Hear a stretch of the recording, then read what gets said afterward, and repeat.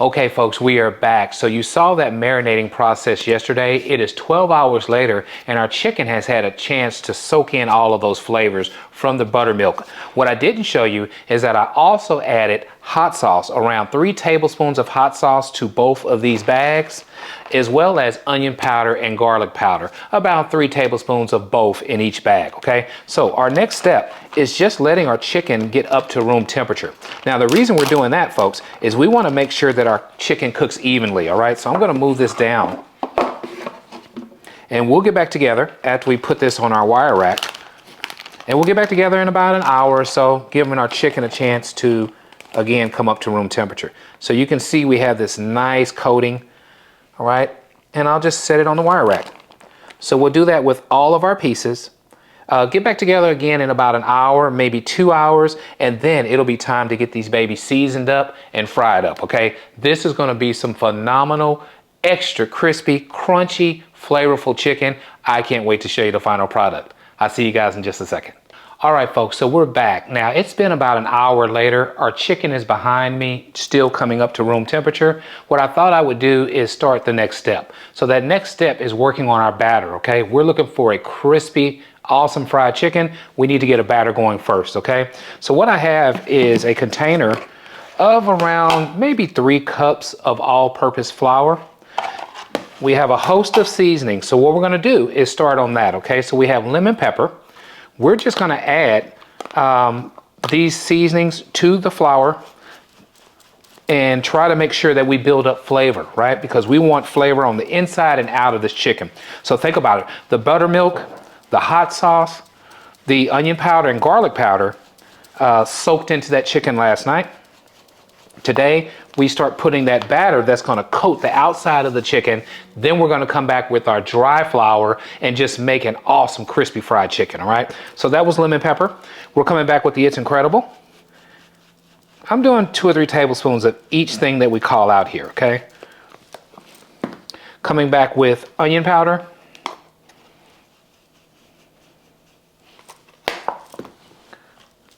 Black pepper. That black pepper is everything on fried chicken also. When you see those chunks of black pepper, it just brings awesomeness to that chicken. We have garlic powder next, folks.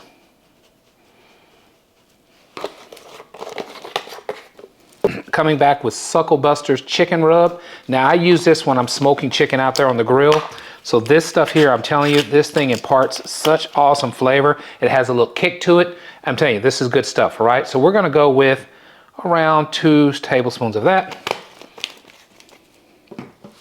Strong pepper base too. That stuff makes me sneeze every time I use it. Paprika. You guessed it, 2 tablespoons. And thyme.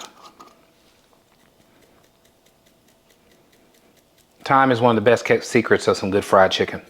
All we simply want to do now is get these mixed into the batter.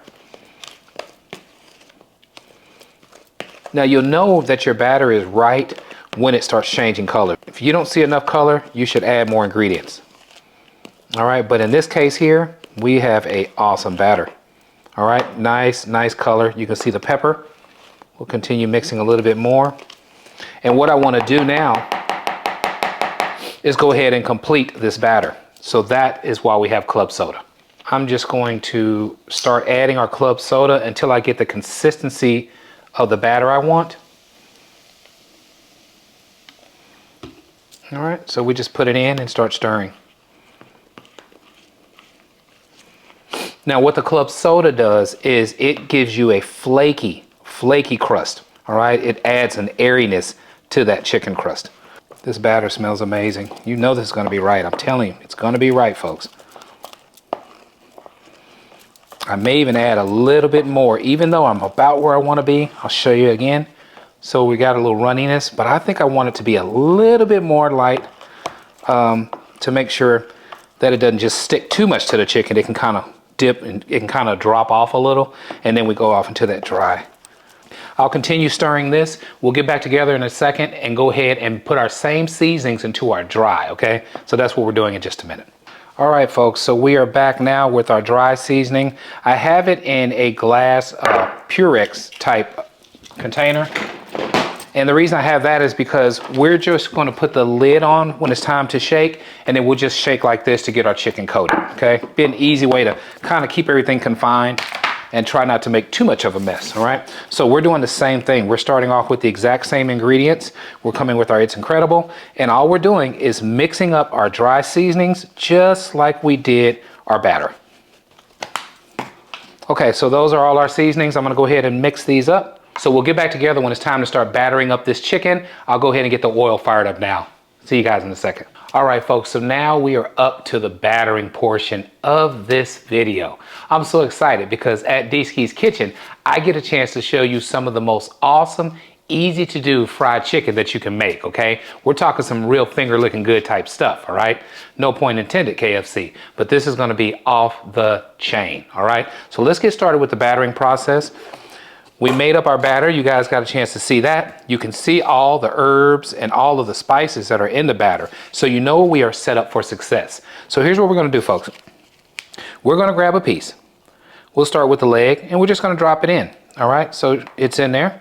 We'll move it around a little bit because we just wanna make sure that each piece gets coated well, okay? I wanna drip off the excess. Try to keep the kitchen halfway in good shape, and we're just gonna lay that down. Okay, we're going to do the same thing with another piece.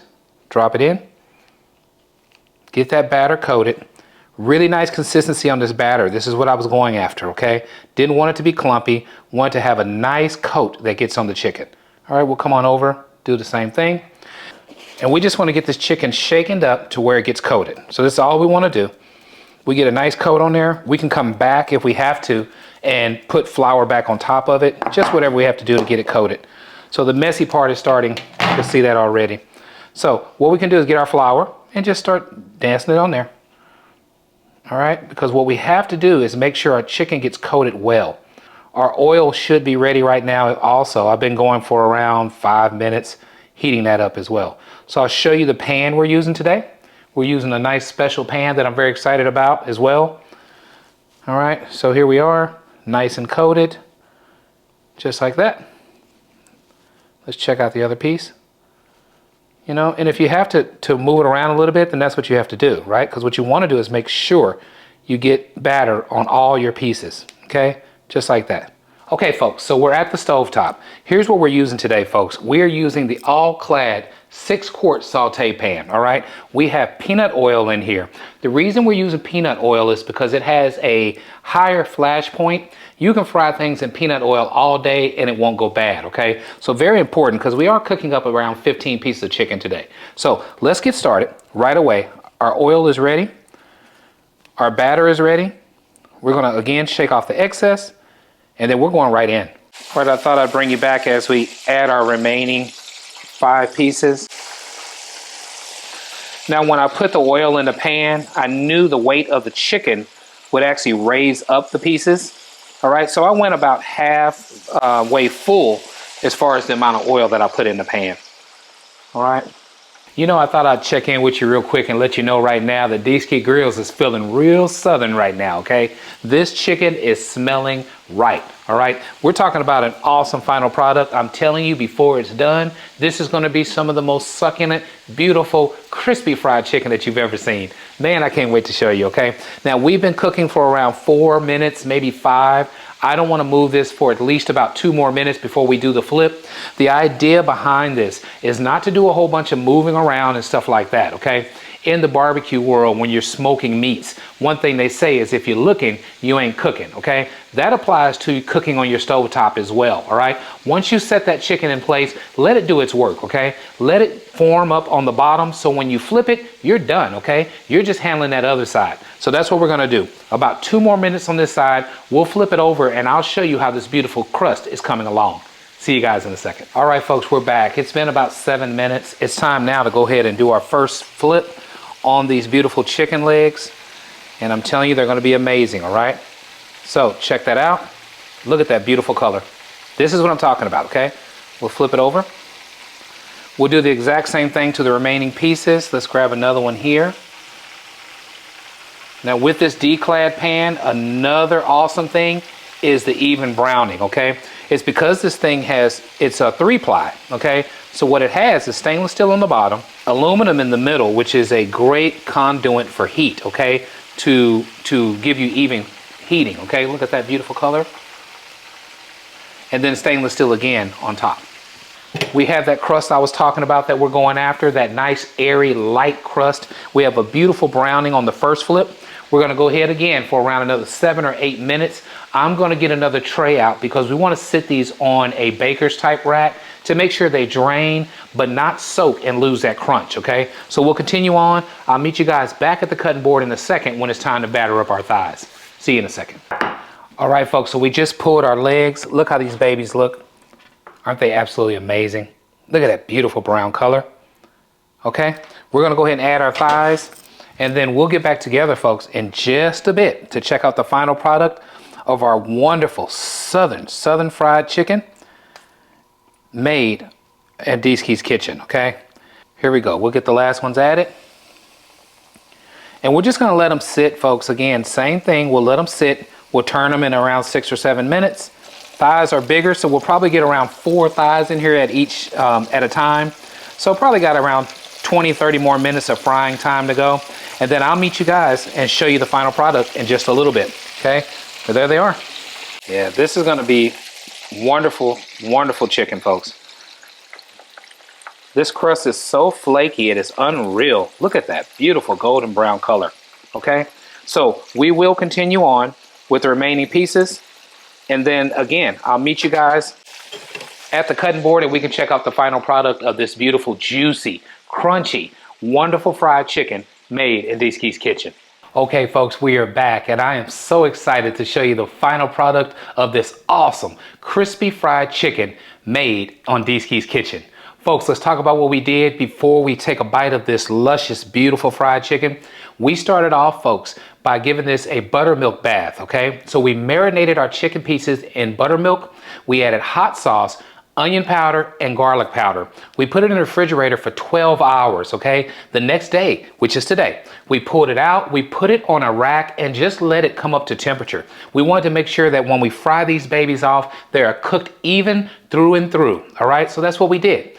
After that, folks, I showed you how we made up that batter. We used club soda with regular white flour and a host of herbs and spices. Mixed it up, had the right consistency, that was done. After that, folks, we got our dry batter, okay? So regular white flour, we seasoned it exactly the same way as the batter. Then it was just a matter of dipping in the batter, going into the dry flour, and in the peanut oil we went, okay? I showed you us frying up these beautiful pieces of chicken. I can't wait any longer. What I'm gonna do is give you the standard Deeski's Kitchen up close and personal, then we'll close this video out. So let's do it.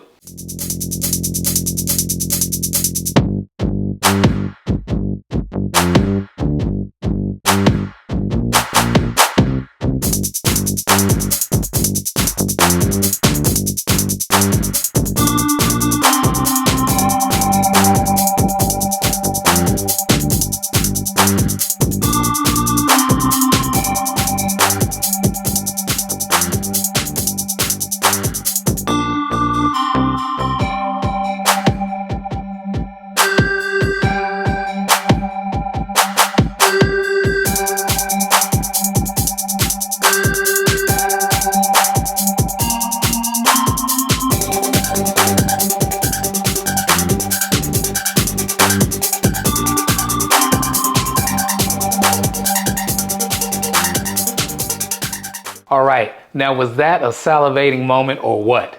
It's time to bite into this chicken and close this video out. Listen for the crunch. Tell you this chicken, folks, here we go. Listen up.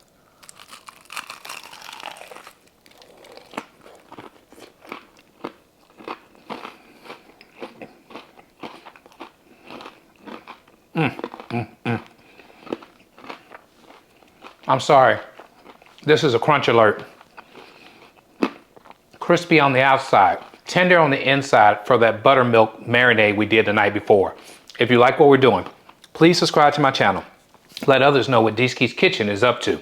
And as always, at D-Ski's Kitchen, cooking is not a pastime, it's a passion. One bite of the potato fries, sweet potato fries.